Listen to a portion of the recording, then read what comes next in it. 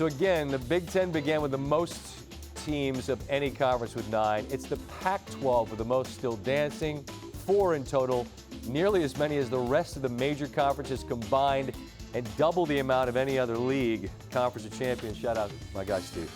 We welcome in Jay Bilas. And look, JB, there's a couple things to get to, and we'll get to the Pac-12 in a moment. But the Big Ten, as we mentioned, 1 of 9 makes the Sweet 16. Big 12 stumbled as well, but the Big 10 had half the top 2 seeds.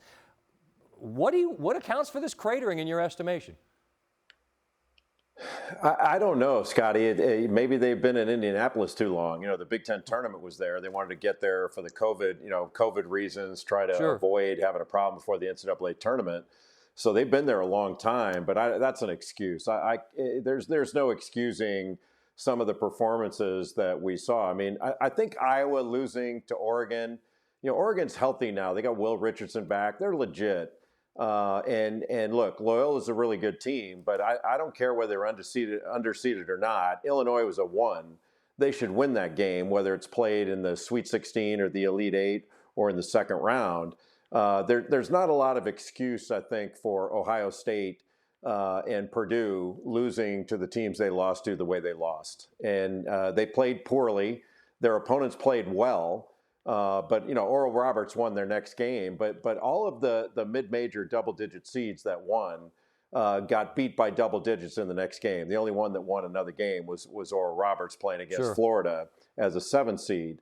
So I think the Big Ten has a little bit of explaining to do. I don't think it invalidates the fact that it was the best league. Like, we can't look at the analytics and say, aha, the analytics say that Loyola was underseeded, and then turn around and throw them out the window when it comes to the Big Ten, because they dominated the analytics. They had a great year, but they underperformed in the tournament, and that's a significant factor when it goes over that sort of sample size. When you have 8 teams that are out after 2 games are played, that's pretty stout rebuttal that they didn't perform at a high level. No, not at all. And look, we know it. At 40 minutes, it's a one-off. Anything can happen. But you say it well. When 8 fail to get to that second weekend, then I don't need to say anything more. Michigan, Bama, they both showed out and gave us plenty to see about what potentially could be the only 1-2 we get. And they'll have to survive stout tests to get there. But I'm just curious, in the performances you saw tonight from Michigan and Alabama, what most impressed? Well, Alabama's defense is so much better this year. It's really remarkable, the transformation they've made on the defensive end. They're an outstanding defensive team. They're just not good defensively, and they can really score. Mm-hmm. They're outstanding defensively. In fact, their defense is better than their offense. Now, when they shoot it like they did tonight, then forget it. They make 16 threes, it's over. But it all really starts, I think, with their defense, and that's been the difference in Alabama being a good team and them being a team that I think is Final Four worthy, and I think is going to, I picked them beforehand. Not that means anything to get out of that region.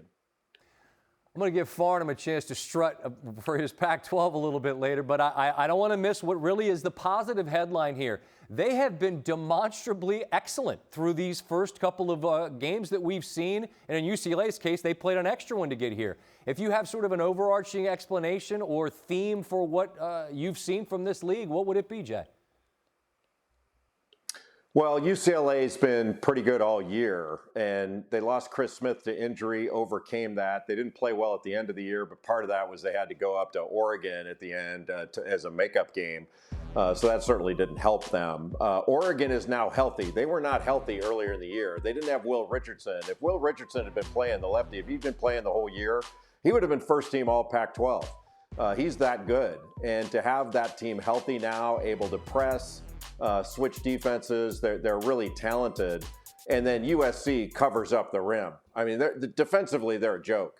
They are so difficult to score upon. And to have Evan Mobley as player of the year in the Pac-12 and then defensive player of the year, as you know, Scotty, the last guy to do that in a major conference, the only guy to do that, it was Anthony Davis at Kentucky in 2012. The surprise, obviously, was Oregon State. They've been on a roll. They're good. I don't think anybody expected this, and I don't think they expected this. No. But they've been on a roll, and they're playing really well. And it's got to be fun for them to be on this kind of roll. And they're in one place. Like, usually team goes back to campus, you don't know if they're going to stay on that role when they go home, and then they got to go to another site.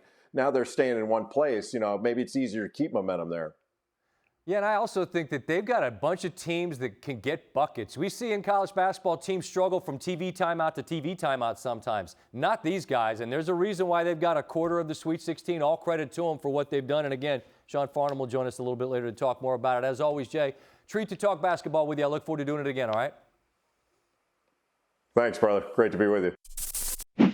Thanks for watching ESPN on YouTube. For live streaming sports and premium content, subscribe to ESPN+.